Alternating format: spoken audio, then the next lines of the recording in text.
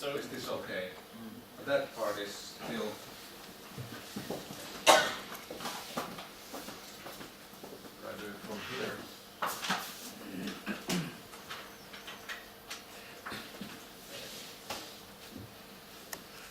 So given that the setup is a bit exclusive, I'm just going to do one talk here and the other talk there, and then everybody's happy.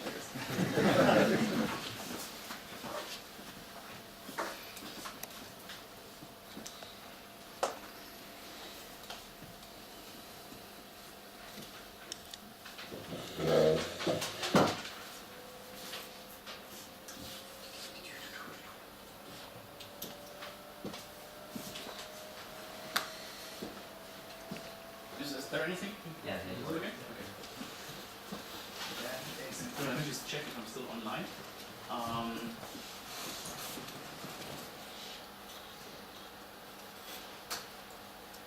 That's good. If I turn out to be offline in the middle of the talk, I have to reconnect. It might cost us some minutes, but yeah. Do we need any additional microphone setup, or is everything fine? There's one there. Don't worry. That works. All right. So, hello everyone. I'm glad to be here. This is my very first time in Finland, and so far it's awesome. I had a good day today, and I'm a little bit tired. I was working all day, so the first rows here might kind of notice the sweat. I'm very sorry for that. You can always go there, and it's a little bit safer there. My name is Mario, and I'm working as a researcher and a postdoc for the Ruhr University in Bochum. Please don't call it RUB. We don't really appreciate that, although it's tempting. I've written a PhD thesis on client-side security and defense. So I was thinking about, is there any possibility to defeat cross-site scripting and similar attacks on the client directly in the DOM? And we're still working on that, so there must be something to it. I created a penetration testing firm 7 years ago. And we are consulting, we are providing workshops, we're providing trainings, and basically we pen test, and we really like that, and I think it's one of the best communities in the world, aside from Mix, of course. I've written some books, I've written some papers, I've been visiting some conferences and giving talks, and you can listen to my daily ramblings on Twitter if you feel like it. And if you have any questions after the talk, any things that are not 100% clear, and you want to have more clarity on that, just don't hesitate to write me an email, or I'm not that evil. The research focus of mine is clearly located in the browser security world, and it's basically embracing everything that is inside the lesser than and the greater than. So everything that is in the middle of these, I do like. I like everything in the world of HTML, from HTML 2.0 until 5.1, or even HTML Next, which is coming soon from the W3C. I like JavaScript, I like JScript, which is fundamentally different. I like Visual Basic Script. I also like to talk very quickly. I like plugins and controls, things that are happening in the ActiveX world, editable rich text, SVG, MathML, XSL, style sheets, XML, data reuse, CSS, and all these things. Everything that is happening in the browser and is somehow involving offensive security, I do like. What I can't really do, because my brain is far too small for that, is binary stuff, so I have no idea about binary exploitation. I do find crashes for a living as well, but I have no idea how to analyze them. So whenever you can do these things, I have huge respect for you, because I can't, and I will probably never. I'm interested in both offensive scenarios, injection scenarios, active file formats such as SVG, or things you can do with videos, you can execute scripts and stuff like that. I like parser analysis. I have to look at parsers, how they deal with extreme situations, how we can confuse them. And I definitely do like browser archaeology, like these ancient features that everybody has forgotten, but then somewhere you find a link in the MSD and you're like, oh my god, this worked some time ago, and then you try it and it still works, and one of the other document modules is like, I really like these things. I've spent some time in the defense as well, although it's a bit more boring. Working on XSS filters, working on WAF bypasses, intrusion detection systems, wrote my own some years ago, but then abandoned it. Had a close look at CSP, a DOM-based XSS filter that we're working on a DOM policy system, and the possibility to give DOM a bit more trust, to make it like a trusted environment and delimit capabilities and things like that. This is also the topic of my thesis. You might ask yourselves, why do we have an HTML talk? Like, why another XSS talk? And why about HTML? Like, everybody's talking about these things and it's getting boring. Like, every single security conference at least had one XSS talk and at least one CSP talk. That's just like the basic sum of the Curie conference, because you see this all the time. Well, I believe there's something new to it, and I'm going to show you this new thing. And I also believe that HTML is more or less on its way to ultimate power, because we see HTML everywhere. Like some years ago, HTML meant websites and applications and things you could click in the web. And then after some time, instant messengers and email clients also added HTML to the mix, because people wanted HTML mails, and HTML mails are awesome.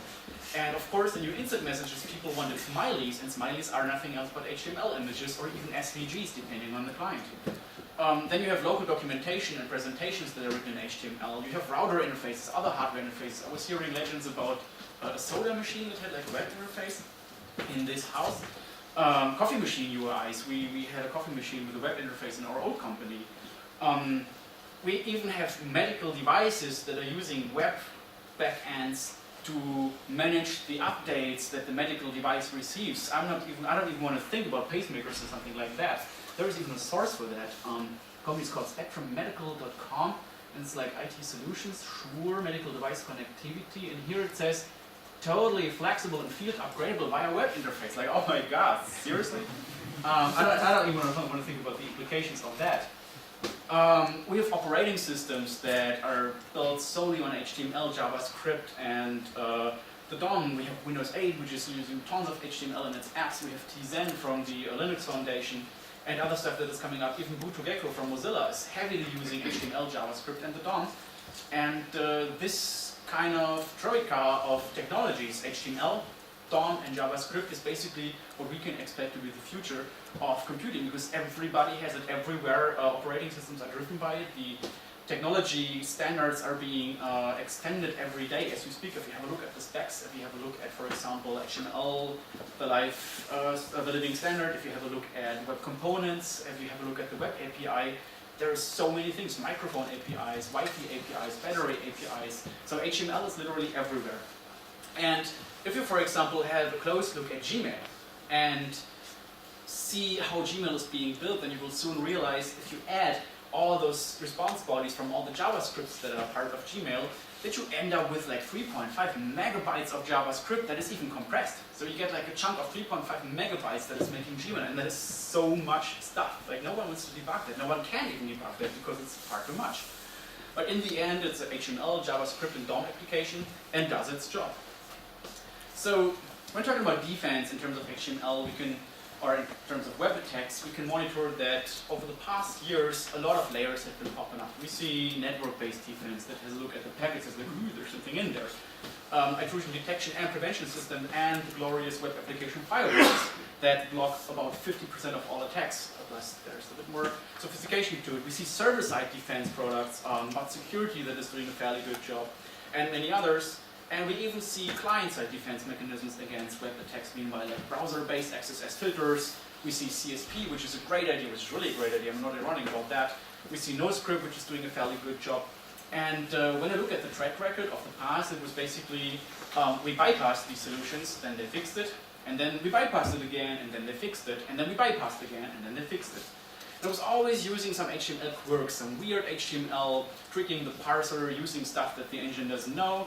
And it really led to nowhere, because it was always like just a matter of effort to break these systems and get past them again, and then they fixed again, and then we broke them again, and so on. Then there's tons of documentation about the issue, web attacks and web defense, sometimes even good documentation, sometimes very bad documentation. There's hundreds of papers, talks, blog posts, tweets. Like, you would think that there is enough coverage on this topic to finally solve the issue. And now I want to get a little bit religious here, which I usually don't. And I want to say that those three horsemen have been covered quite well. And I say, what in prison? A horseman? What's wrong with this person? So XSS kind of reminds me of the three horsemen of the apocalypse. Reflected XSS. It's this thing that is coming in via the URL. So it's like, get parameters and stuff like that. It's like the right horse. It's like pure and easy to understand, not really evil. You can do a lot of things to prevent it and detect it, and it's kind of not a problem. And then there's stored XSS, which is a bit harder to detect. It's the red horse, war. It's just like, it's there all of a sudden, you can't do anything against it. You're wondering where it's coming from. And you're really having a hard time to actually defend against this, because you need something complex. Usually when you have a persistent XSS, there is some system that says like, yes, I do agree, I want user-generated HTML, but only the good parts, not the bad parts. We're going to filter those out on the server. So it's going to get a bit harder. And then there's the black horse, disease, pestilence, DOM.XSS, hard to comprehend, hard to protect against.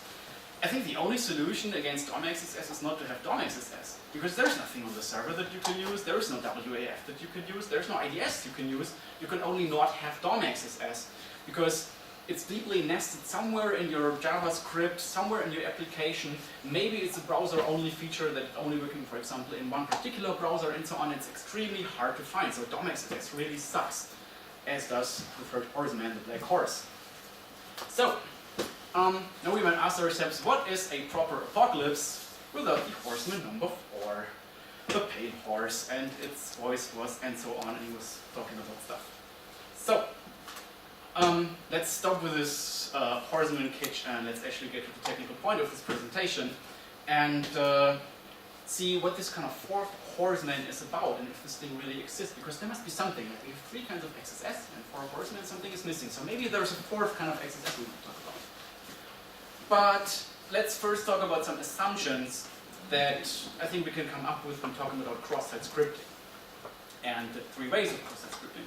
We have reflected XSS that we assume to be coming in by URL parameters, form input, and if we want to fix it, we just go ahead and just filter the input properly or encode the output properly. That's easy, solved. Then we have persistent XSS that comes via post, usually because we want to create something that has state, that stays for a time, or comes in via file or other vectors like that. And we can again just go ahead and take the stuff and filter the output properly and make sure that no bad stuff's going to come in. Yes, H1 we want to have for nice headlines, but no iframe we don't want to have, no malware please. So the only thing we have to do is tell the good HTML apart from the bad HTML. Like, that sounds easy, that should be doable. And the third assumption that we can come up with here is saying that DOM.XSS usually comes from DOM properties. So we just have to not use the DOM.XSS sources without any care. We don't have to use the, we don't need to use the DOM.XSS things without any care. And we can create safer JavaScript business logic, and then DOM.XSS is solved. So if we follow all these rules, we filter properly, we encode properly, and we make sure that our sources and things are properly handled in regards to DOM.XSS, maybe even set some headers right, and maybe handling uploads properly, then at some point we can say, we can defeat XSS, we can have a web application that doesn't have XSS, despite it being quite complex. I think we can do so, right? Does anyone have a web application and can say, we don't have any XSS for sure? Anyone? No one. All right. Let's see. There's a problem with the red horse, with the telling apart of the good and the bad markup. So how do you do that? How do you actually tell a good markup apart from bad markup? How do you even define what is good and what is bad? So in some context, bad is good, and in some other context, good is bad. So if you, for example, have a web mailer, and people are supposed to send HTML emails, then you definitely don't want to have any script text in there, because that sucks. So in this context, scripts are bad, or iframes. In this context, even images leading to external resources are bad, because they might unveil that you just read the mail, and you have like a tracking issue, so something leaks. Then think about, for example, content management systems. They say like, yeah, scripts are bad because then people can deploy scripts and they can do stuff, and so on. But in the end, you arrive at active HTML, or at like a certain definition of active HTML, something that does stuff that you don't want. And to deal with that, we have filter libraries. And they're pretty advanced now. We have the OWASP anti-SAMI/XSS filter project. I think the XSS filter project is the subsequent project. Rising from the ashes of anti-SAMI, although it still exists. We have the HTML purifier, which is an amazing, like it's a really good PHP library, extremely complex.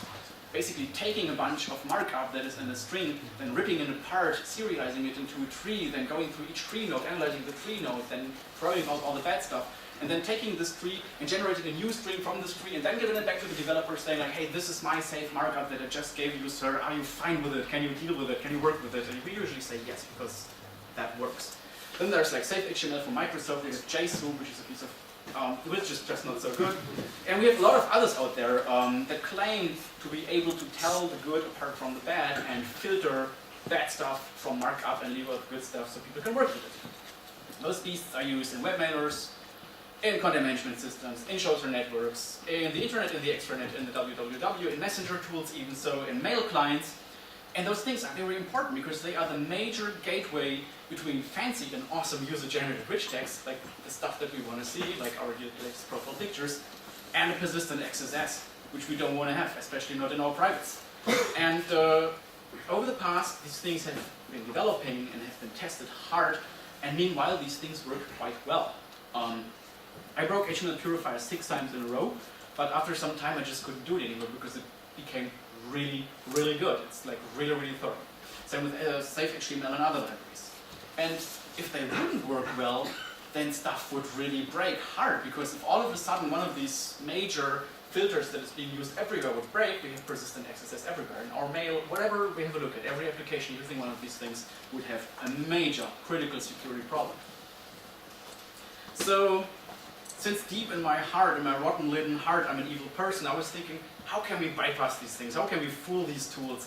And how can we just like bypass their entire protection, ship around them, and bypass every single one of them so we can control all those applications and gain incredible power?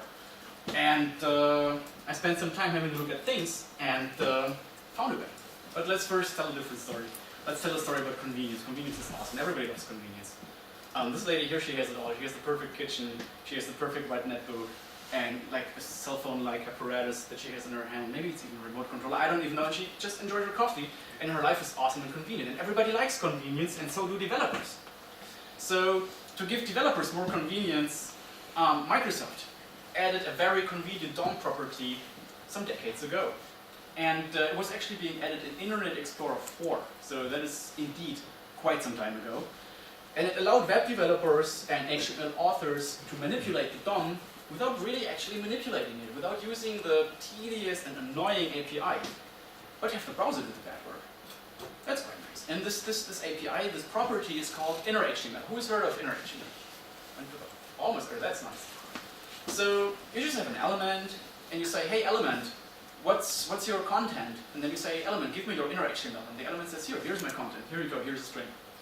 And then you say, hey element, I would like you to have like red text. So you say, element, your inner HTML is now span, style, color, red, will look some text, closing span, and so on.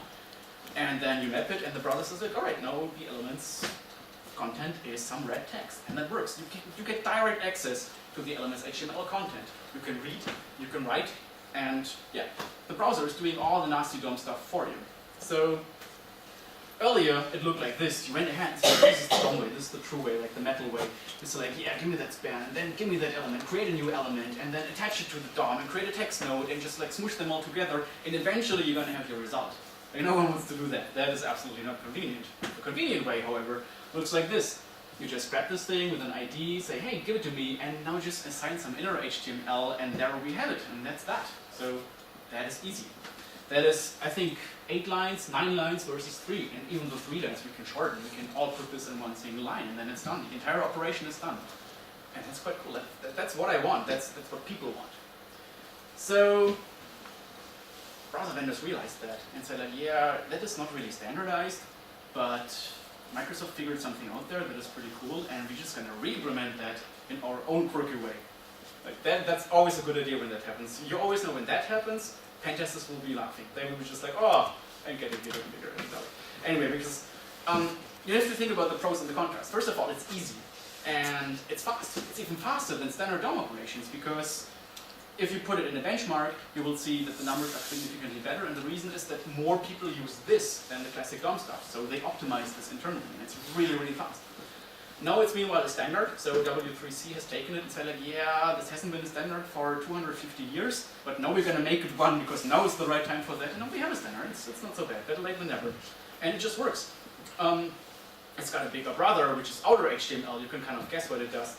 And there's a little bit of contrast, so it doesn't really play well with tables, because tables are special. It's lower on older browsers, and it doesn't exist in the XML world, because it doesn't make any sense. Like in the XML world, strictness is order, and you have to have everything be strict and well-formed, and inner HTML is not part of that deal. I think Firefox did offer an inner XML API for extensions some time ago, but I'm not really sure if it still works, so you can have this in the DOM. And it's of course not as true as real DOM manipulation, so true developers use classic DOM manipulation. And I was asking myself, like, who's using inner HTML? So is there a lot of people doing so? Because I do, and I know other people who do it too, but it's like a good demographics. And back then we still had Google Code Search Engine. Oh my god, I miss the days. And I said like, hey, Google Code Search Engine, here's a regex, find me all matching libraries. And it said like, yeah, here's a bunch of libraries, it's like 184,000. That's quite a lot. And then I went to GitHub, who recently had their code search engine installed back then, and I said like, hey GitHub, how many files and libraries out there use inner or HTML? And GitHub says like 1.2 million. Fair enough. And then I built a little crawler, and I had a look at the top 1,000 of the Alexa and crawled their index page and all the JavaScript. And it turns out that about 74.5% of the top 1,000 of the Alexa are actually using inner HTML on the index page. Only there. I mean, I don't know, probably even more when you log in or go deeper down. So people use it. Another group of applications that is using inner HTML is, of course, RTEs, rich text editors, like this thing with editable HTML. Without inner HTML, those things wouldn't even exist because it would be far too complex to actually work with these things. Of course, there's also content editable making these things work, but they make heavy use of inner HTML because it makes it so easy to implement things like that. And those kinds of tools we can also find almost everywhere. Content management systems, web mailers, email client publishing tools. Everybody uses RTEs, everybody who deals with rich content from users. So now you might ask yourselves, what's the problem with this? Like, it's a cool property, right? It's like a good property, well, it is a good property, but browsers messed it up a little bit, and this brought us somewhere, and this is kind of somewhere I want to show you. Let's again have a look at some boring things, and let's again do some assumption work. It says like, when I have a string, and this string contains HTML, do I expect that after the assignment of this string to an element's inner HTML property, the markup is still the same, or does it change? Does the browser optimize it, or does the browser just take it and map it on there and fire and forget it, see what happens? Of course it changes. Because what the browser has to do is pre-parse this thing, and it has to make sure that the integrity of the entire markup tree, it's like an avatar with a home tree, is not broken, and that there is nothing in there that kind of destroys the DOM tree. So the browser takes this string, puts it in a pre-parser, and kind of rolls it around a little bit and checks like, oh, is this kind of valid, and what do I do here? I mean, a little bit of changes here, but a little bit of changes there. And then it takes it, unserializes it, and then it attaches it to the DOM, because otherwise you can take some completely broken piece of markup, assign it to inner HTML, and then completely destroy the entire page until the bottom. Now nobody wants that. So the browser has to pre-parse, has to optimize. Like I said, that's a good thing. It's faster, it's safer, and it makes sure that there is no illegal crap in your markup tree, in your DOM tree. You don't want that. You don't want that illegal crap in your DOM tree. So we cannot really assume that what goes in also comes out, and that is extremely important. So what I did, and I created a little test suite that demonstrates what's actually happening here. Let's have a look. Let's first have a look at a comparably older browser. This is IE8. Now we go ahead and say like, all right, we have this tool. Now you might ask yourself, what does this tool even do? It's extremely simple. It's basically like 10 lines of JavaScript, and we have a text area, and we have a div, this thing, and another text area, and another div. When I type something into the text area and say hello, then upon keystroke, the content, the value property of this text area is being mapped as the inner HTML of the div below. So I say canvas.innerHTML equals text area.value. So I'm directly mapping the value, what I type into the text area, into the inner HTML of this div here. After that, I take the inner HTML value of that div and map it back to another text area. This way is extremely simple and extremely naive, but gives me the possibility to find out what the browser does internally. Because first I type something, then we map it, and then we grab it again and show it here, and I see all the changes that the browser made to the inner HTML. So whatever the browser does internally, I can track it now. Let's have a look. Here we have hello, and we don't really expect that the browser changes anything because it's just a text node. It doesn't really anymore. But what about we just add some HTML here, and for example add the bold element, like the B tag. And we can see, I type the B tag here, and stuff is bold, and that's good, that's what I expect. But this is what the browser makes out of it. You can see there's a significant change here towards what I've entered over here. Here, I have an opening B element, which is all lowercase, and I'm like a lazy bastard, and I'm just leaving away the closing B. The browser, however, says like, sir, I cannot really allow that. First of all, you're probably writing HTML, and HTML is all uppercase, at least in my specification it is. And I also noticed that you start a B, but you do not finish it. You have to finish things, son. And it finishes it for me. It says like, all right, I'm going to do it for you, and you're not going to do it anyway. I'm just going to finish that string for you and close the B element.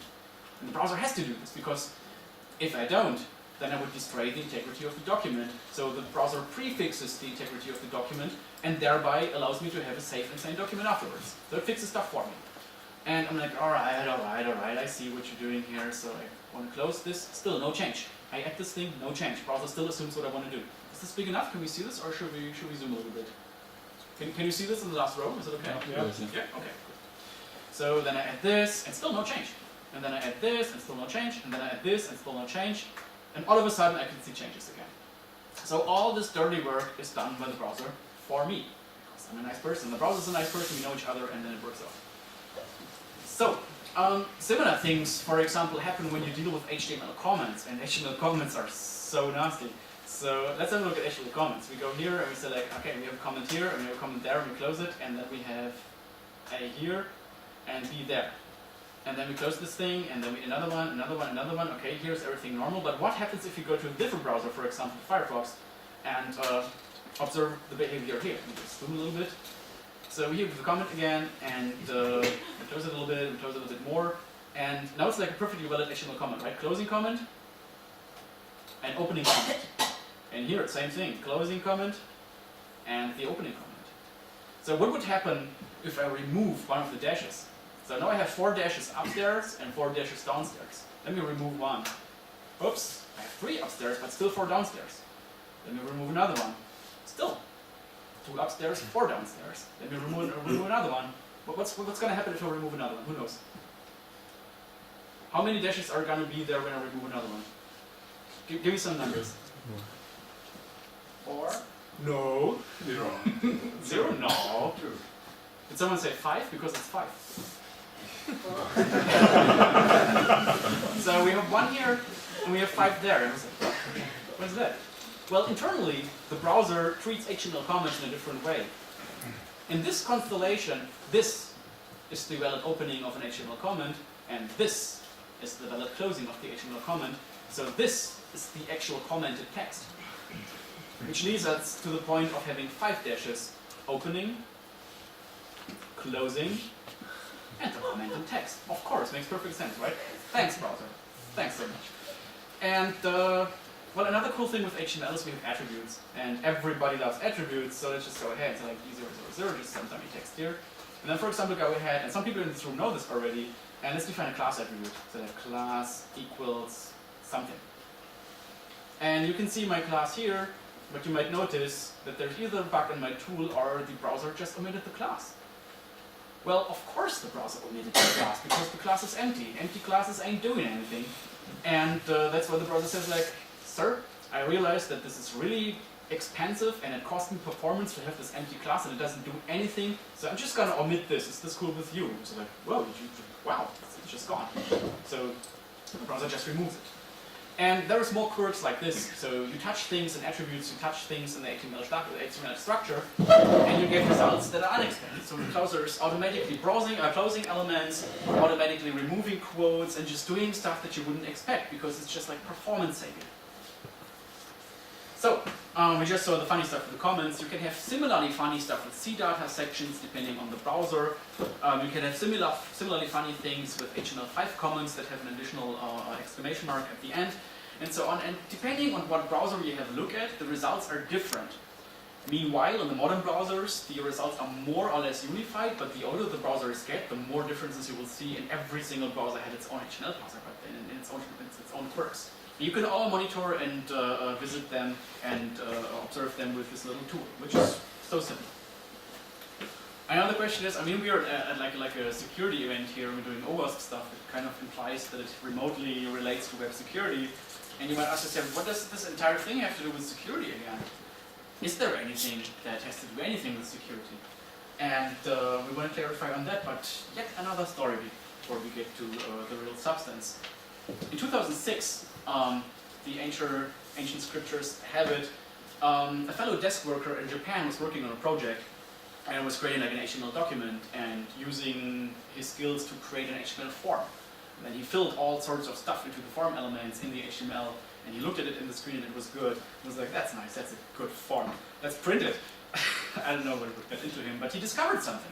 He printed that thing, and he walked up to the printer and took out the paper and looked at this thing and was like, what in F's name is that? So all the values that he was writing inside the form elements, attributes, like the value attribute, they were not part of the form element anymore. They wanted the value of the form element, they were bleeding out into the document. So on his screen he saw the input and had text in it, as it was expected. On the printout he saw an empty input and some text bleeding somewhere in the document. He was like, what is that? And he tried to fix it and couldn't fix it, and printed again and killed some trees, and eventually gave up and filed a bug report. And said like, yeah, I'm using IE and I have this weird behavior, and he reported this bug and no one gave it down. So nothing happened for a year. Then a researcher from Japan, Yuzuka Ashikawa, analyzed the problem and found the very first pointer for what we now know as MXSS, mutation XSS. So he realized that there is a problem, and this might as well be a huge problem. And again, he reported a bug, but no one gave it down, and nothing happened. Until the year 2013, when finally the patch came after us pushing for it. But anyway, what he found was fundamentally disturbing. It was just like, really, you would wake up at night and screaming like sweat bath, and just like, oh my god, what just happened? That cannot be true. Let's have a look at that. So here again we have IE8. We're going to see a more modern version of this browser soon, so don't worry, it's not about the old stuff exclusively. You realized when we give the browser an empty class that the browser says like, I don't want to parse this. You select browser, you're going to parse this, I'm just going to give you content, you give it like something in here. And then all of a sudden the browser says like, okay, if I have to, then I'm going to give you that class because now there's content there. And you might notice here we have double quotes. And that's cool, like we're busy developers, we're busy bees, and we're giving them double quotes as we should. But the browser optimizes the double quotes away. It says like, I don't need these, because for me everything's cool even without. They're just gonna cost me money and time, so I'm just gonna remove them. Is that cool? It's like, all right. Automatically removing quotes, like, well, what is that? Where are we right now? Because theoretically, we might have an attack. Because if the browser removes the quotes, the only thing we have to do to actually abuse this thing is add some white space here. And then we're done, right? So let's add some white space. Oh, once we add white space, the quotes are back. So like someone was there before. We remove them again, quotes are gone, white space back, quotes are back again. Like, too bad, that would have been juicy. So think, there's more ways to delimit attributes, and we go ahead with a single quote. And again, we use a single quote, and the quotes repair, and it's like, crap, we could have had such a nice attack here. And then we lean back and we think about how many ways do we have in normal browsers to delimit attributes in HTML. I'm going to tell you 3. None at all, single quotes, and double quotes. How many ways of delimiting attribute values in IE do we have? Well, it's 4, there's another one. We can use backticks. So we can delimit attribute values with backticks. And that might have been exactly the same thing that this Japanese desk worker did. He might have delimited his attributes with backticks, and then that happened. So let's see what happens when we use backticks in here. First backtick, and second backtick, and oh my god, no quotes. Wait a second. That means that we have an empty class in the result, and an empty attribute called 1? Like, that sucks. But that can't be, right? That's not possible if this is actually the truth, because that would mean that we have Hans markup and we just like kind of completely subvert it. Nah, that shouldn't be. Let's test it. Make equals alert on. And we see again like an empty class, and this is technically like a new one-click attribute. That's bad. Let's click here. Nothing happens. Phew. Let's click here. Oh my god. That means we have an attack. That means we just use backticks in properly quoted HTML attributes, and the browser removes the quotes, and thereby creates an empty class and an on-click event handler, and then that happened. Oh my god, that is horrible. Can we automatize this? Of course we can. Just go ahead and say img, and then source equals x, and then alt example, just on the garbage here. And then, for example, say on error. That's bad. So we have an auto-completing source, thank you so much.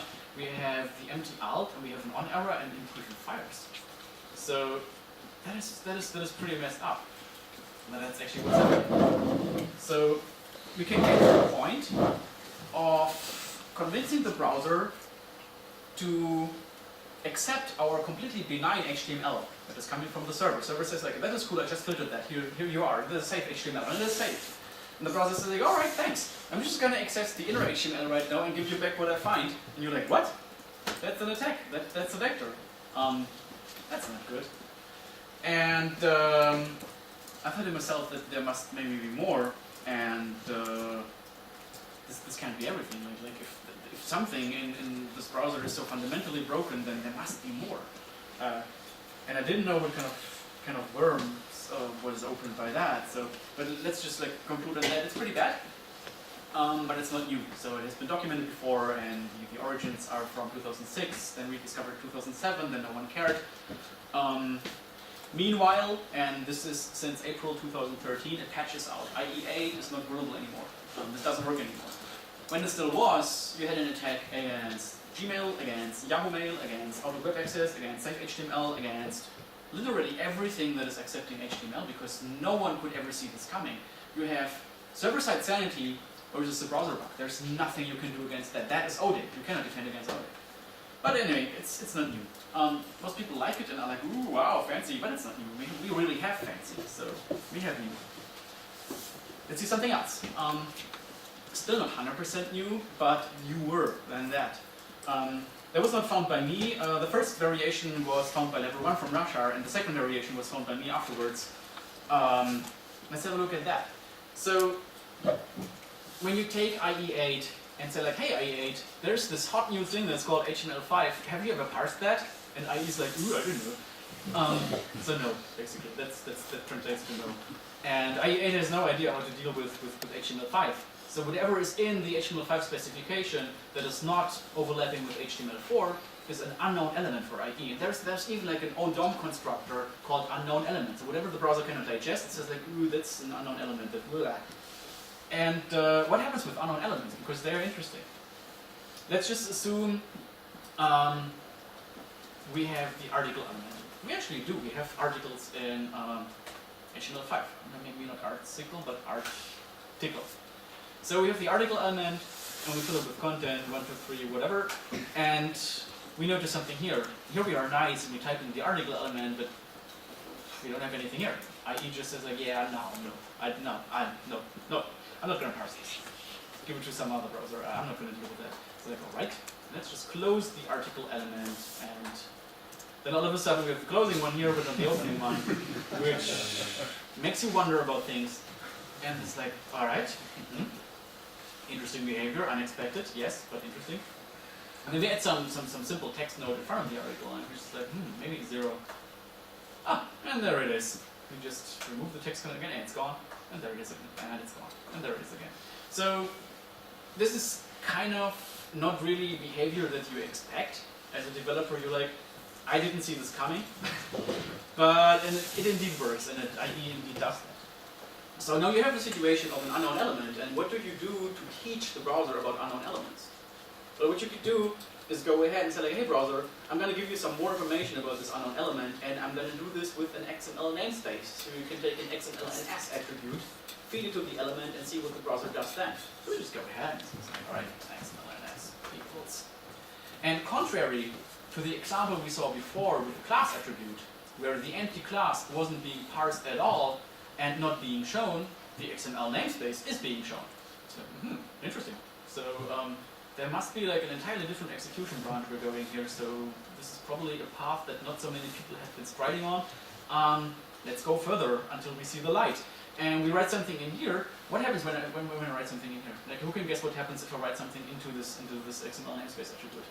The people who have seen it today are not allowed to answer, but the people who have not seen it today already, what happens when I write something in there?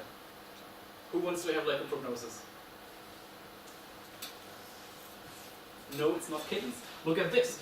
we write a 0 in there, and all of a sudden IE decides to create a huge fantasy XML processing instruction that doesn't even follow any syntax rules. It's like question mark XML colon namespace prefix default 0 and what?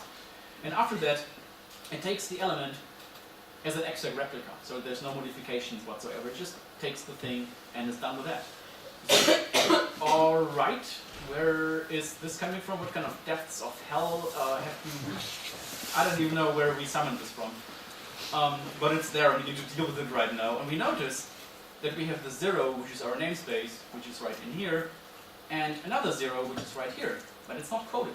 It's just like standing in the middle of the field and saying hi. This is like, okay. In theory, that means we have another attack. Who knows what the attack is? What should we do to actually break this thing?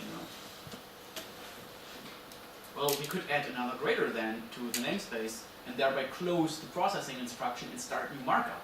Could we do that? Let's have a look. And how we can. So here we have 0, then ns equals 0, then 1, 2, 3. So we broke it, like it's broken already. We again didn't break the string, we didn't break the attribute, we didn't break the validity of the document or the well-formedness, we just broke the result. So we again go here, so image source equals x, I forgot g, and say for example on error equals alert 1, and then we close the whole thing and bing we are. So again we have like HTML as part of an attribute that is completely not broken, but the browser breaks it forks. Again, if that is being delivered to us by the server and the server says that that's benign, that's cool, that's structurally completely valid, I approve, then we have a problem. And look at that abomination that we created here. Where is it coming from? Like, seriously. Alright, that's that. So here's the vector for reference. That was my face when I first saw it. That's actually me. I just checked today. So, but there's more. There's even a variation, and that was discovered afterwards. And let's have a look at that. So remove all those things again. And here we are nice because we close the element. Let's not be nice. We shouldn't be nice all the time. We should not close elements anymore. We should be rebels. And we should type stuff in here. And now you might notice that if I don't close the element, then IE kind of gets stuck in a different code path and says like, I should do two things. I should first create this weird processing instruction, but I should also close the article. What should I do? And he decides to just close the article and leave the entire processing instruction thing away. Which is good for us because we know that we're again in an entirely different execution branch.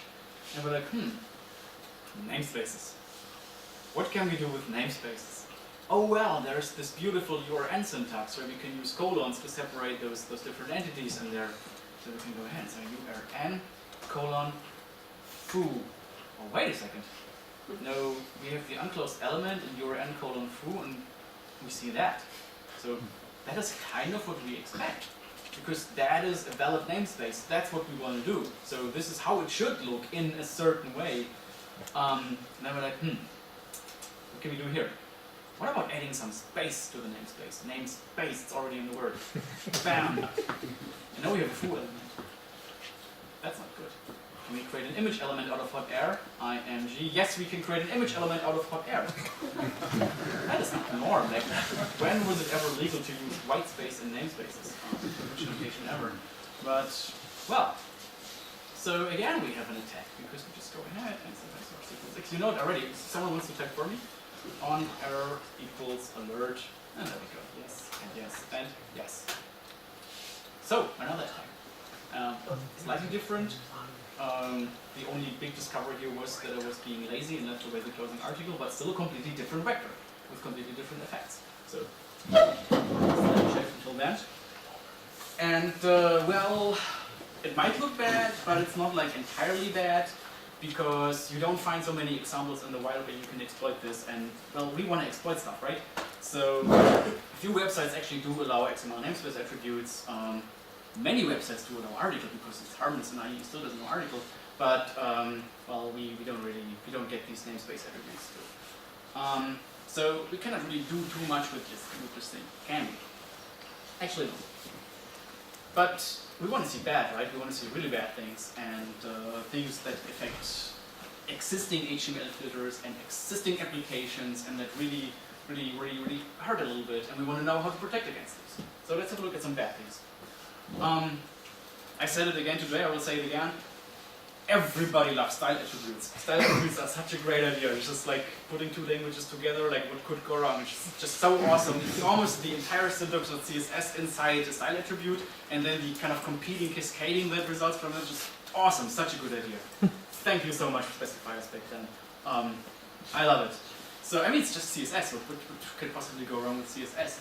There's a bunch of things that you can do with CSS that are not so nice. CSS expressions is one thing. So in IE, for the people who don't know, you can use a CSS expression that will then execute JavaScript. So you can execute JavaScript from right within CSS. You can use in older IEs and even in IE 10 up to a certain limit. We cannot do this in IE 11 anymore, so they removed the feature almost completely, but you could back then in IE 10 is still used by most people. You could use, for example, DHTML behaviors or HTML components or scriptlets or tons of other things that you can trigger via style attributes. So there's a huge plethora, like cornucopia of things that you can do with style attributes. Not only in IE, also in Opera and in Firefox back then and so on. So style is not always harmless, but these are like known dangers. So we know what kind of things in style are bad, and we also know what kind of things in style are good.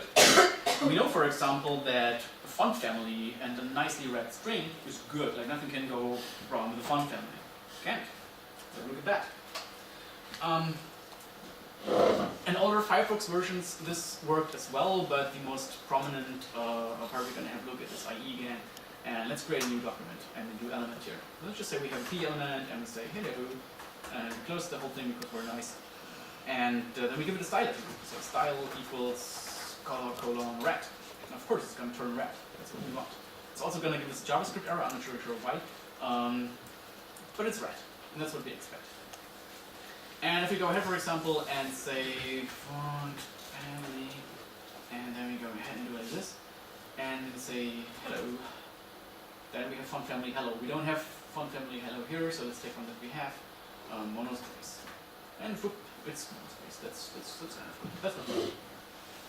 So now we might run into a conflict. We might have a designer who has Scottish origin and who wants to call his font O'Malley's Bar. And how is he going to do that? Because the string of the font name already contains a single quote, and the single quote is already there to delimit the string. So he's like, what are we going to do now? Oh well, I'm just going to use the CSS escape because that's exactly what they are for. It's a representation of the single quote in a safe manner. So you can just go ahead and select O'Malley and go back and use the backslash and the 27 for the single quote. And wait. This is, so we have the O here and then another single quote. So IE decides to decode entities for us upon accessing inner HTML. That can't be good. Can we do bad with this? So maybe 3D and then color and then 3A for the colon and then red and then another 3B. Now we have a fully valid font family string that is properly quoted starting here and ending here, yet in the inner HTML form, this thing is red. So it's breaking here and actually introducing color red and then Melly that is just like standing around here very, very much alone. And that's not good, so we see the styles apply. If we combine this with the information that we can execute JavaScript using CSS expressions, we have another XSS. So what I'm doing right now is not using an alert, because if I do so, then it's gonna loop, and I have to restart the browser, and maybe the operating system, and I don't want to do that. So what I'm doing right now, as a proof of concept, is changing location hash. So if you see it saying change here, then it was me. So just, you know what the deal is here. So go ahead and say, for example, 3a, and then expression, and then I say location dot hash equals, and then I say 1. So motion area, select 1. Look, there we go. We execute JavaScript. So we're back in the DOM, and we have the cookies again, and that's awesome. And we do this again with a completely valid string. It's not broken. And sorry, that's really bad. That worked against so many web applications. It was crazy. So we had bypasses everywhere back then. And then I tried variations of this whole thing. And for example, I went ahead and said, like, maybe I can have a way to break the structure of the markup and create a double quote with CSS escapes and leave the style attribute and then leave the element and leave the DOM and create something completely new somewhere out there on an island. And I try to change it into the 22. And you can see the 22, which is representing the double quote, automatically turns into the single quote again. It's like, what? What? Where is this coming from? It's like, okay, nicely done, nicely done. Here's the vector for reference even with the 22. And that literally bypassed every filter back then. I don't want to even mention all the names again, but that was really bad. And I decided to have a look at some variations or find more variations because Microsoft and us realized that this is becoming a problem and that we cannot really fix this on the application level anymore. And we tried to get contact to IE team. And we have actually got this contact, and meanwhile we have a collaboration on this, and we're working on this to be fixing this, and some of the fixes are already there in IE11. But back in these days, mid of last year, finding these variations, that was so awesome because there's so much more cranky stuff in there. Let's have a look. So here we were using the double quote CSS escape to represent a single quote, which is already borderline nuts. I just said that I really want to break the markup. And I really have this fantasy deep down in my rotten heart to break the markup with a CSS escape. And I woke up at night and was like, I have to break the markup. And eventually it came to me, and it's so simple. So far I was only tampering with the stuff in here, and the CSS property value, but I was never tampering with the stuff in the CSS property name. So if we go here, and we say, for example, \22, then we can quote. We officially left the attribute, gentlemen, ladies and gentlemen. We officially left the attribute. So now to officially leave the tag, we just go ahead and select 3E, and there we are. We start a new one. 3C, ING, space. We have to encode all these things because otherwise it breaks. So the throwing around entities, it's like throwing around dollars in the club. So we create like source attribute and 3D, and we point it to X, and then we create another space, and then we say on error equals blah, blah, blah, and then we say what was it, like 61, and then we say alert, and then we say parentheses. Oh no, I can use the alert here, it's not going to do. Then we use 31 for the 1, and then we use 29, and then we close the entire thing with a 3E, and bam, there we are. So that's not good. That's not expected behavior. Like if you see a behavior like that, you should have like a red alarm button that says like unexpected behavior, because that's unexpected behavior for future reference. So we have an alert again, we have an attack again, this time using the property name in CSS case, and that's not good either. I'm going to show you one more secret. I was kind of not going to show you this, but I'm kind of in the mood right now. I want to show you because this is pretty cool. So one of the recommendations we were giving our customers back then was saying like, hey customers, if you see backslashes and CSS properties, style attributes, or anything that relates to CSS, reject this content. You don't want to have this. This is bad content. If someone tries to attack you, even if it's benign, just better reject. Just be non-permissive here, just throw it out of the window and never look down. And we were wrong, because this doesn't work. So who here is involved in front-end design and knows a little bit about font family? Like who knows CSS a little bit? Good. How does font family work? What happens, for example, if font family is pointing to something that doesn't exist? What possibilities do we have in this particular situation? The fallback. Yes, we can provide a fallback. How do we do that? What do we separate that with? Commas. Yes, with commas. What do you think would happen if we take a quoted string and put a comma in there? So here we have a quoted string. So like, hello, quoted string. All fine. Let's put a comma in here and watch what happens here. We get the comma and the quotes disappear. This is like, what? Because the awesome thing here is that the old IE engine actually assumes that we want to create a fallback. It says like, hey, you have a string here, and I cannot find this thing, but you have this comma, so I think I know what you want to do. You really want to do a fallback, right? Come on, you want to do a fallback. And it says like, no, I don't want to fallback. Yes, you want to do a fallback. And it removes the quotes. So using a comma is equivalent with doing all this kind of backslash magic. And we can again just end the thing here and say like x equals expression and so on, and then close the thing with a comment and say location dot hash equals. Let's take the 2 this time. Here it just should be happening in a second. Bam, there's the 2 basically in JavaScript. There are some more variations.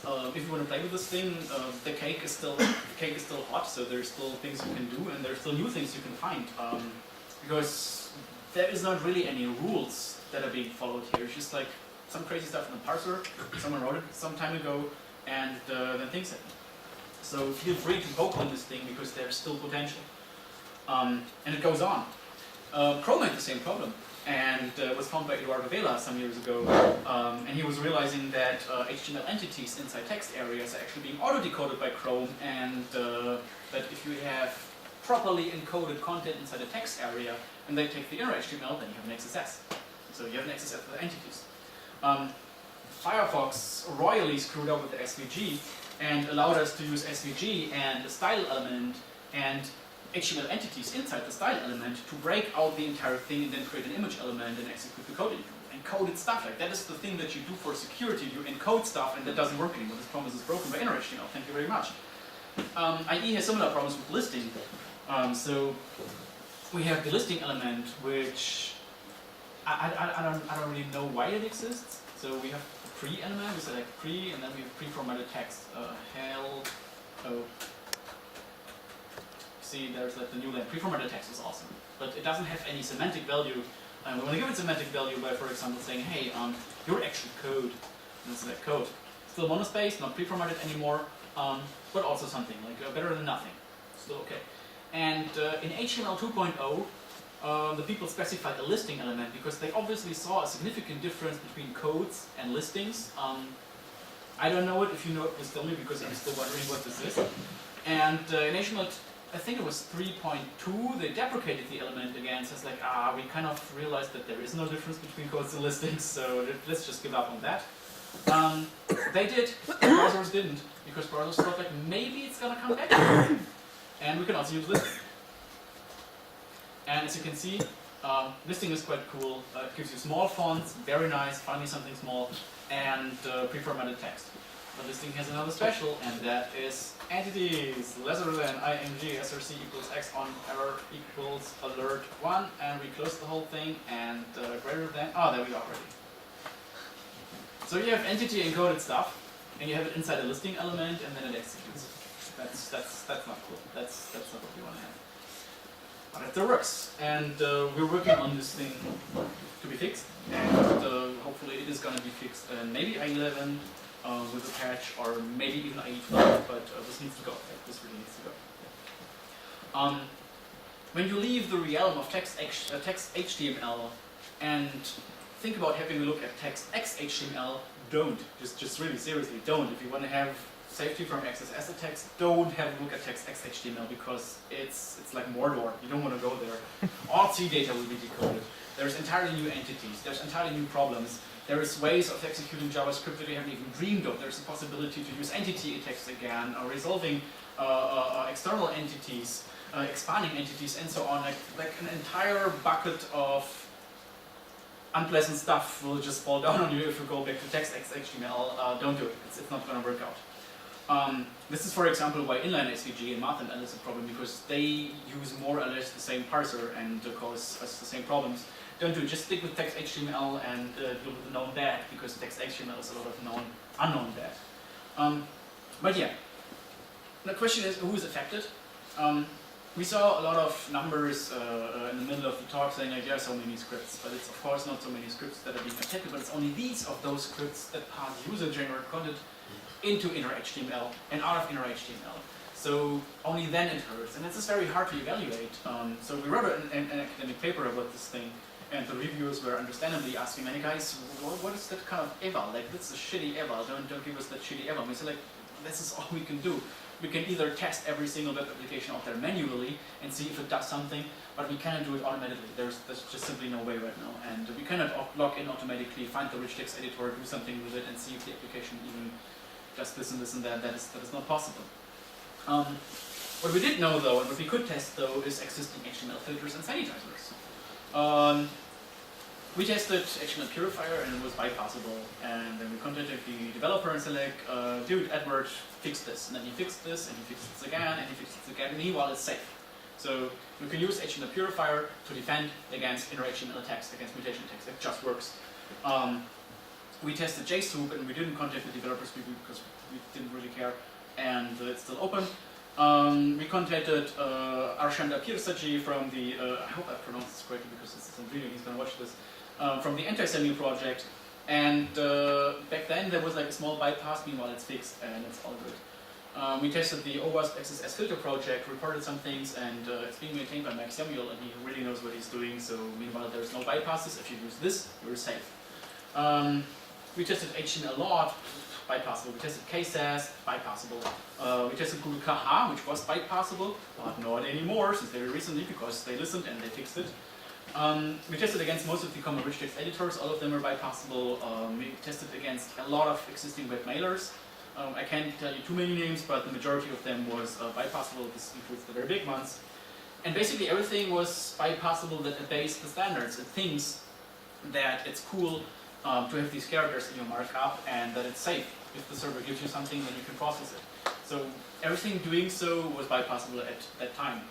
And we contacted the most important projects and we fixed it accordingly. This was the old HTML Purifier, which was bypassable at that point. No, it's not anymore. This is Google KH. At that time, which was bypassable. You can see here we're using the entities.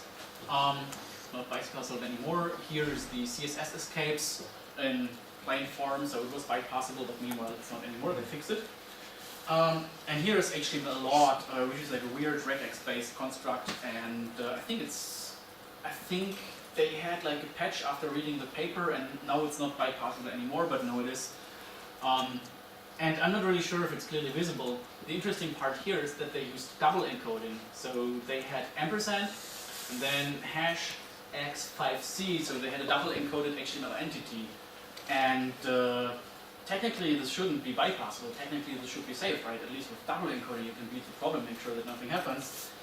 But that ain't true, because the great thing with these inner HTML mutations is that they work recursively. So if you have one inner HTML access, it will do one round of decoding. If you have the next inner HTML access, it will do another round of encoding. And you can triple and quadruple and octuple encode if you feel like it. You just need 8 inner HTML accesses to dissolve the octuple encoding, whatever. So that's not going to help you at all. And well, it works recursively, just access it twice and then you're done. And that is usually the point where people get angry. But we don't. We are disciplined and we don't get angry. So the question is, how do we protect ourselves against this?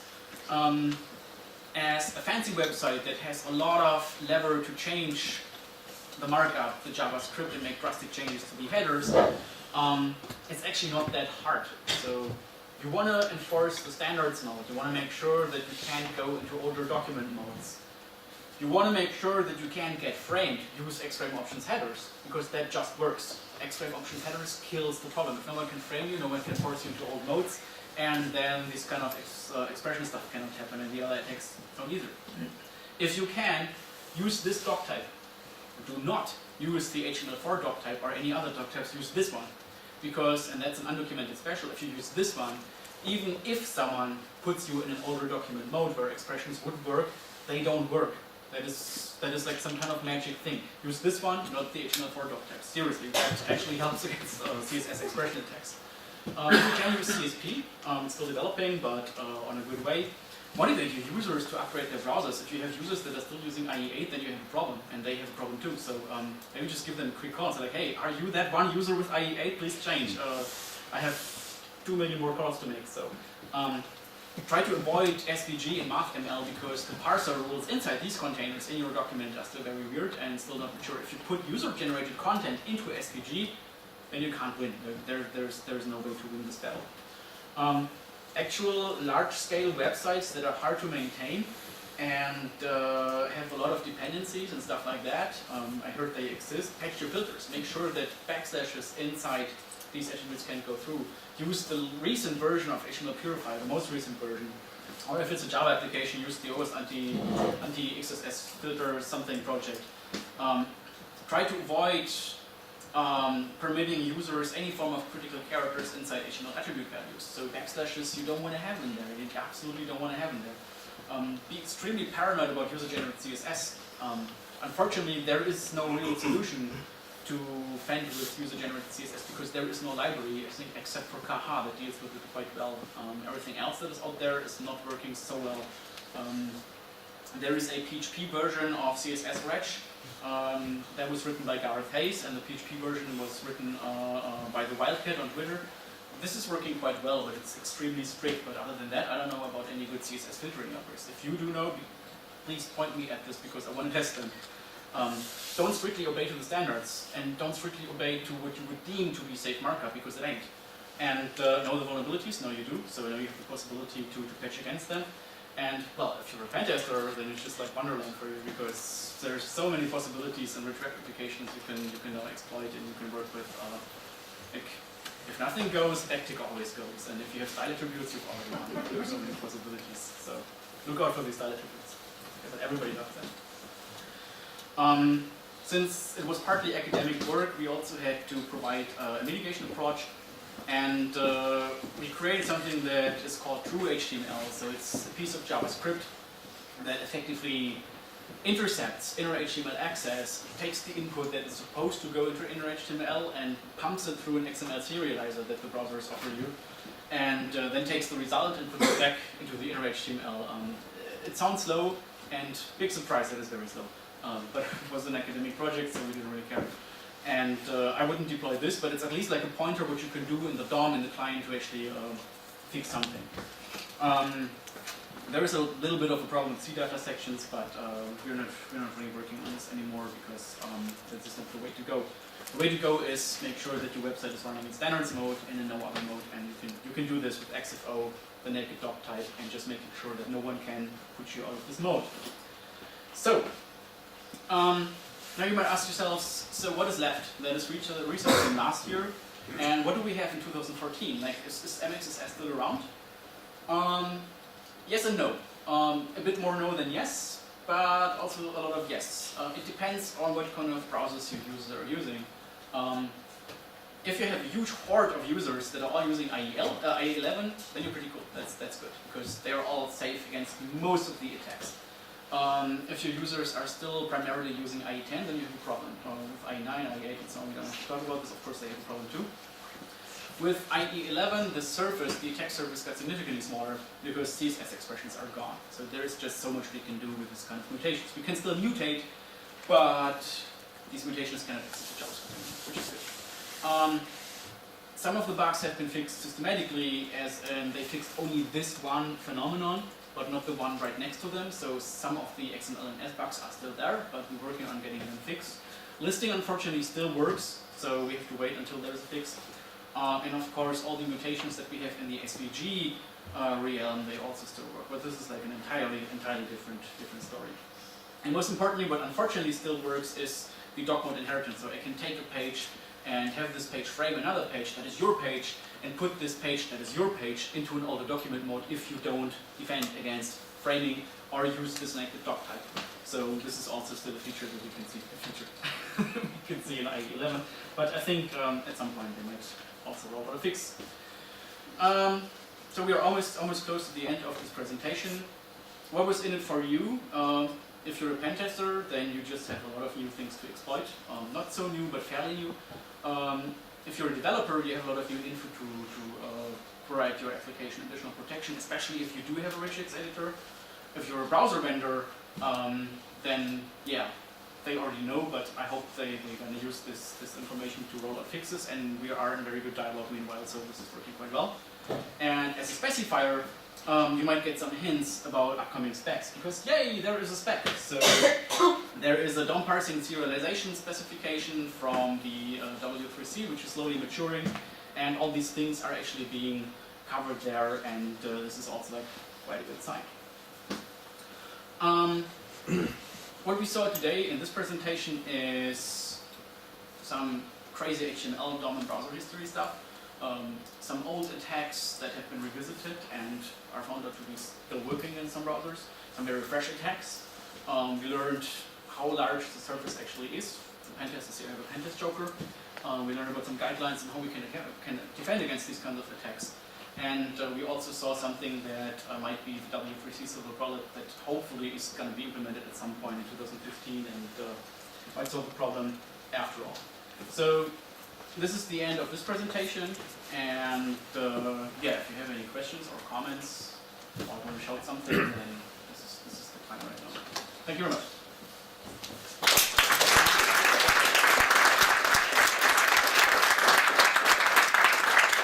Thank you, Mario.